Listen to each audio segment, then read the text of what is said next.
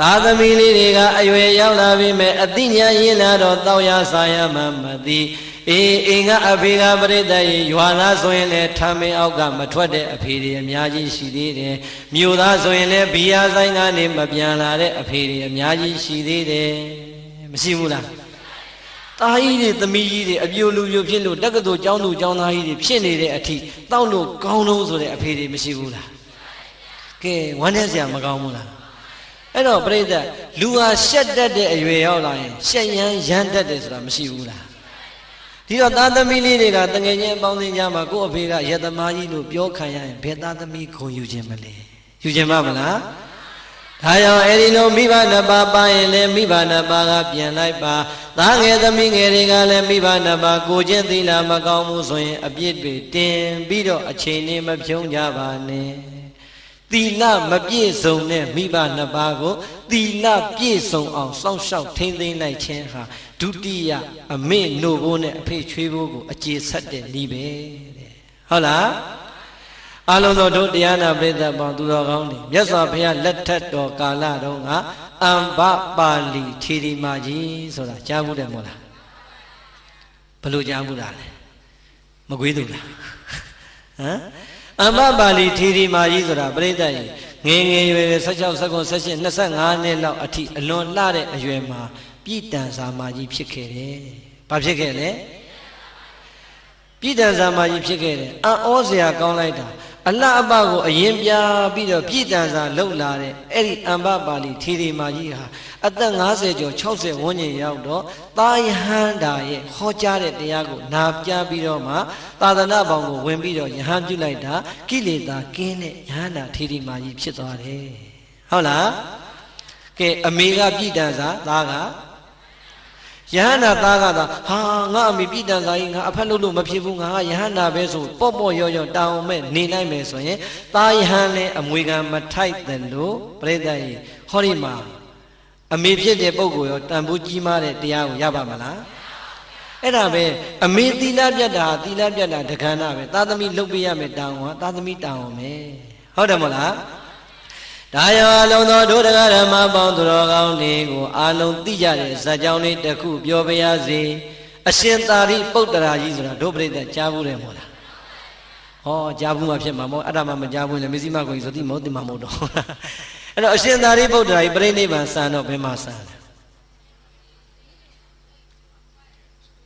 ကဲဆရာလေးတရားကြည်ကြည်ပြောလေခင်ဗျားတို့ပဲသိတဲ့လူပါမှာဘသူအိမ်မှာပြိဋိဘံစံလဲအမေအေးဟုတ်လား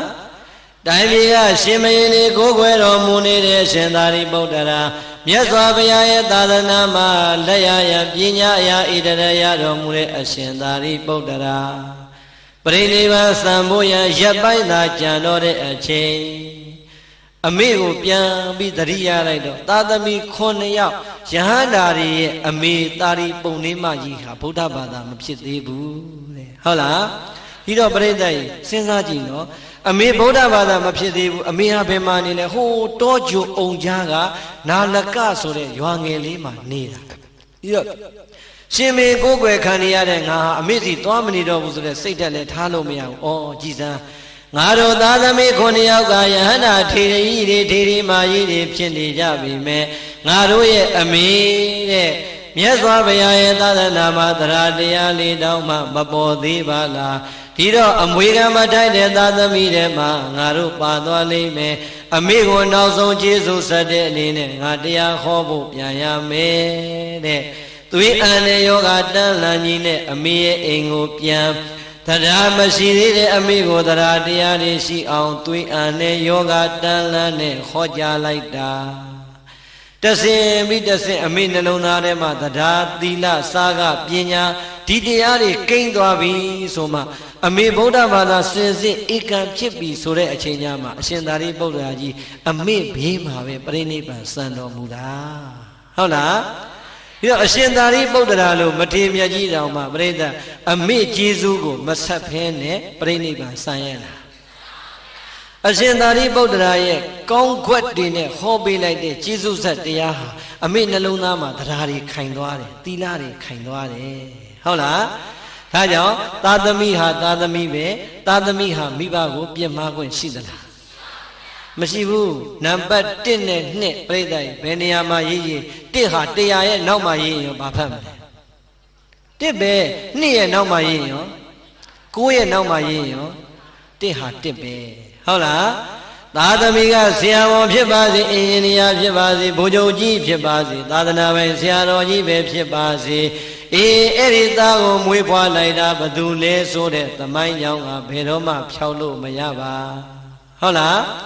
ဒါကြောင့်ကိုတော်ခြင်းတလောက်တော်တက်ခြင်းတလောက်တက်အဖေနဲ့အမေဟာ1ပါပဲတဲ့နှစ်နေရသွားထားလို့မရပါဘူးဟုတ်လားဒါကြောင့်အမေနိုးဘုန်းတဲ့အဖေကျွေးဖို့ကိုကြည်အောင်ဆက်ခြင်းတဲ့သာသမီမှန်ရင်သီလမရှိသေးတဲ့မိဘနှစ်ပါးကိုသီလပြည့်စုံအောင်ကြိုးစားပြီးတော့စွမ်းဆောင်ပါအမေနဲ့အဖေရဲ့နှလုံးသားမှာသီလတွေတည်ပါစေသီလတွေခိုင်ပါစေသီလတွေမြဲပါစေ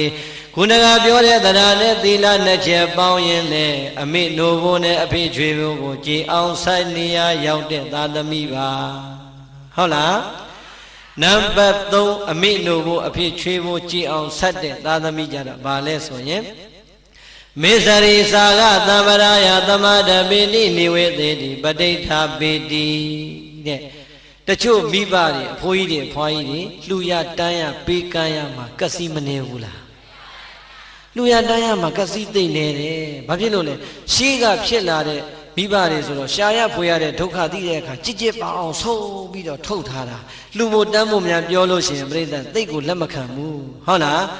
အဲ့တော့အဲ့ဒီလိုအတူနေရတဲ့သားသမီးတွေကကိုမိဘနှစ်ပါးကိုလေအဲ့ဒီအကျင့်စရိုက်တွေပြန်သွားအောင်ဒါနလမ်းကြောင်းတွေဖွင့်ပေးရတယ်ဟုတ်လားဟောဒီမှာကရုဏာအသင်းကဘာတွေလုပ်နေလဲအခုတော်တော်များသွားပြီကြုတ်ဖတ်ကြည့်တာဖတ်လို့တော့မပြီးသေးဘူးတရားဝဲမှာပင့်လို့လိုက်လာရတာဟုတ်လားပြီးတော့တခါတည်းနာရေးကူညီမှုတဲ့လှုပ်လာလိုက်တာအောက်ဆီဂျင်ဘူးလူသားတွေအခုဆေးရုံနဲ့လုံအောင်မယ်နောက်ထပ်လည်းလှူစရာတို့သူတို့မှတန်းစီပြီးတော့စီမံကိန်းတွေဆွဲထားတာပြိဿကက်စီနေတဲ့မိဘနှစ်ပါးကိုမတိကြအောင်ဆောင်ပြီးတော့ပြစ်မထားရဘူးဟုတ်လားလက်ကလေးတို့1000များတဲ့ထင်တဲ့အဖေနဲ့တွေ့ရင်1000ကိုတန်းအနုမခံရဘူးအဖေကရုဏာသင်းကလေအောက်ဆီဂျင်ဘူးတွေလှူနေတယ်ဆေးပေးကန်းနဲ့လုံအောင်ပါတဲ့အဖေ1000လိုက်လှူလိုက်ပါလားဟော1000ထွက်လာပြီနောက်တစ်လလောက်ကြာရင်သူတို့စီမံကိန်းထဲမှာဘာတွေပေါ်ပြန်ပြီ1000လောက်လှူလိုက်ပါလားဟော1000နဲ့ပြောတော့10ကပြည့်တော့1000အဲ့ဒီလိုတဆင်းပြီးတဆင်းသွား1000 10ကပြောတော့တသိန်းမိဘနှစ်ပါးရဲ့သဒ္ဓတရားကိုလက်တွေ့နဲ့ပြပြီးတော့ခေါ်ရင်မိဘနှစ်ပါးတိုင်းပါပါတယ်ဟုတ်လားမမြင်ရသေးတဲ့ဟိုဘယ်နိုင်ငံမှာဘာကြီးလုပ်နေတယ်လှူပါလားဆိုတော့အစာတွေကကစီနေတဲ့လူဘယ်လှူလိုက်မလဲမြင်နေရတဲ့ဟောဒီမှာမကွေးမျိုးကကရုဏာအသင်းပြိဿအဝေးကြီးမဟုတ်ဘူးလုပ်နေတဲ့လုပ်ငန်းတွေအများကြီးမရှိဘူးလားတခုရင်လက်မျိုးထိုးပြပြီးတော့အဖေတို့မေတို့လှူပါလားအဖေတို့မေတို့ရှာထားတာတွေဘာလို့မှလည်းသေသွားရင်ကိုယ်တော့ပါမှာမဟုတ်ဘူးကျမတို့ကလည်းဝိုင်းဝန်းတာတို့ခေါ်နေတာပေါ့ရေစက်ချတာမြင်နေတာပေါ့ဒါပြောလိုက်စမ်းမအောင်မလေးလှူမှာပါဟုတ်လားအဲ့တော့ပရိသတ်သားသမီးကအစည်းအရုံးကောင်းမှလည်းမိဘကပါတာ